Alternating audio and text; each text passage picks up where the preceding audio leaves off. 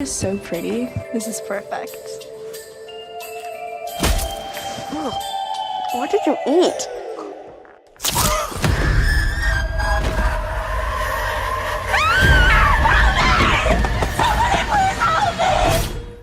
It's a wonderful knife. I know there's a special place for holiday slashers, especially around Christmas time with a whole host of these holiday horror films like Krampus, Black Christmas, Jack Frost, A Christmas Horror Story, some just made awful ones like Ginger Dead Man, and some inventive holiday horrors like the zombie musical Anna and the Apocalypse, and I could go on. There are so many of these kinds of movies. Usually they bring something unique or campy/silly to the table or take themselves serious in a more unique way. And unfortunately, that is not the case with today's movie. It's a Wonderful Knife is a horror comedy holiday slasher film meant to mirror the classic story It's a Wonderful Life from 1946, where an angel shows a businessman what life would be like if he didn't exist. This film, however, instead follows a girl named Winnie, who kills a murderer known as the Angel after a murder spree one Christmas, and the following Christmas, while suffering through survivor's guilt and depression, wishes that she didn't exist and is sent to an alternate reality where she doesn't exist, and the Angel was never caught, proceeding to kill every few weeks. Winnie must then figure out how to stop the Angel and get back to her reality before she becomes trapped in this one, or a victim of the Angel. And oh my god, is it stupid. And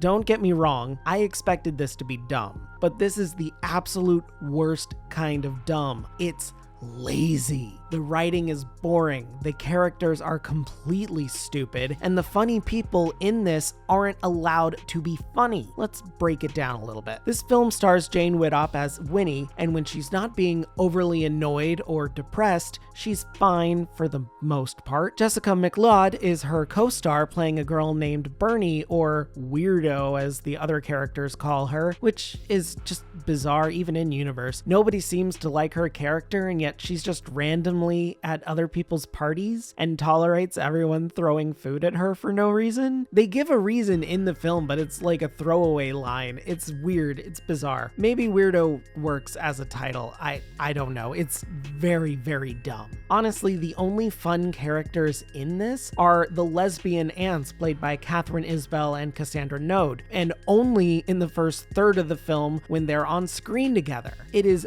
baffling, especially when the film also stars veteran niche horror comedy actor Justin Long and also comedian Joel McHale, but neither are really given anything to do. It feels like their roles probably should have been swapped, honestly. Justin Long is the film's villain, being the mayor of the town trying to take over everything, and completely no surprise and no spoiler, the Angel Killer itself. It's revealed before the title card in the prologue even shows up that he is the killer. It's not a surprise in the absolute least. They want you to know that. I can kind of commend that. I'll get into it a little bit later. I guess all these actors do the best with the script they were given, which bugs me because why then wasn't this script just ad-libbed? They might have been a lot more funny and made a better film overall. The writing here is the true tragedy of this movie. It's bland, it's awful, and it relies way too heavily on the audience's suspension of disbelief. It isn't so dumb it's fun, it's just lazy writing. When Winnie is transported to the new reality and trying to convince people the mayor is the killer, the person who has somehow bought up all of the businesses in town and has never caught the masked killer that's been running around for a year for whatever reason, nobody believes her. Just can't understand how or why the mayor would be doing that. It just doesn't make sense to them. I don't think being a mayor and a business owner works that way in small towns either, but whatever. Sure, you need people to not believe her because that's the trope. Fine. This movie's universe, everyone's stupid. How about another example? About halfway into the movie, Winnie and company end up knocking the Angel out in front of their exit door, and instead of running away or, I don't know, killing the dude, which I need to emphasize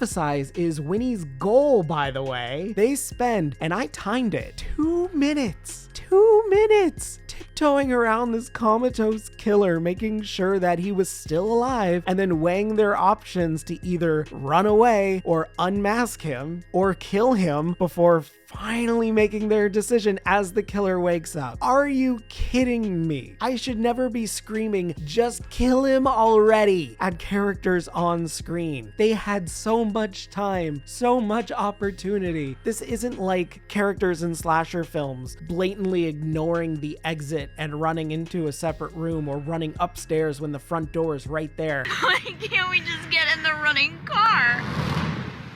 Are you crazy? Let's hide behind the chainsaws. Smart. Yeah, okay. If you're in a horror movie, you make poor decisions. That's what you do. Shh, I'm being quiet. Breathing on me. This is the killers knocked out on the ground. They can run anytime they want, and they just stand there talking, wasting time. It is maddening. It is so stupid. Way more stupid than it ever should be. This is a stupid slasher film. Yeah, slasher characters can be brain dead and make awful decisions, but again, this is just really pushing it. I can't recommend this movie at all. I swear, it makes these 2 minutes feel like 5 minutes. There's no tension. There's nothing. Literally, just stab first and unmask, or just run away like other slasher characters would. It's just terrible, absolutely awful. And the twist here is obvious too. Of course there's a twist. What slasher doesn't have a twist? Even if the killer is revealed in the prologue, there's still a twist, and this one is just so painfully obvious. I don't even know why they bothered trying. And then the ending as well, when everything wraps up, or does it? Dun, dun, dun. They pull a Deus Ex Machina, and they have one of the characters of the alternate universe suddenly remember everything about the other reality. What? Why? Doesn't matter. Who cares? Movie over. They never explain it. It doesn't matter. Thank God it's done. Maybe I am being overly harsh on this film here, especially since it has decent audience scores across the board, not just on Rotten Tomatoes as well, but I feel like the people might be banking just a bit too hard on Justin Long and Joel McHale and their fame and their history and everything, even though they don't do much of anything in this film, which also confuses me. They should be the powerhouses, or at least Winnie herself, but no.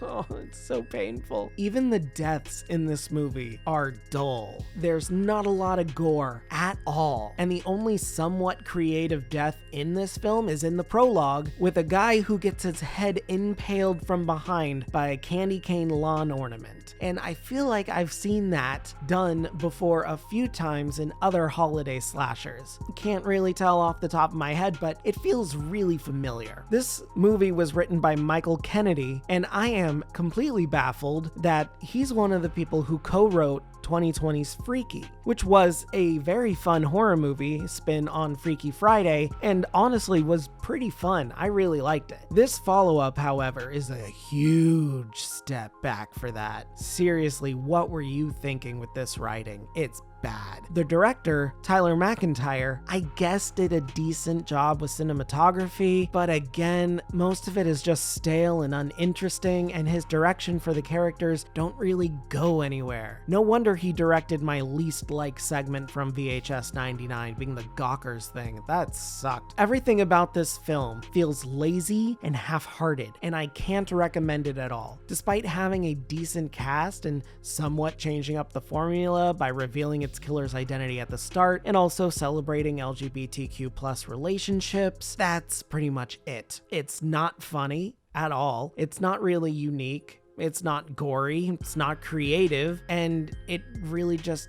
serves the pun on the title, and that's it. It's just boring overall. If I were to make this movie better, it would be a lot of work. It seriously needs a complete rework from the ground up. The writing most of all, but everything else too. This film is too weak and uninspired to be anything less than just okay at best, and that is not something a holiday slasher should be. Again, maybe I'm being overly harsh and other people might really enjoy this schlock, but with other better and way more unique holiday horrors, even if they're comically bad like Ginger Dead Man or Jack Frost, I just can't recommend this film at all. So many others I can recommend. Even as a background film, this one is bad, really bad. Avoid it unless you're genuinely curious how mediocre and lazy a movie can be, and then go watch something like Await Further Instructions, or maybe Le Calendrier, aka the Advent Calendar, if you want something more unique and interesting. Ultimately,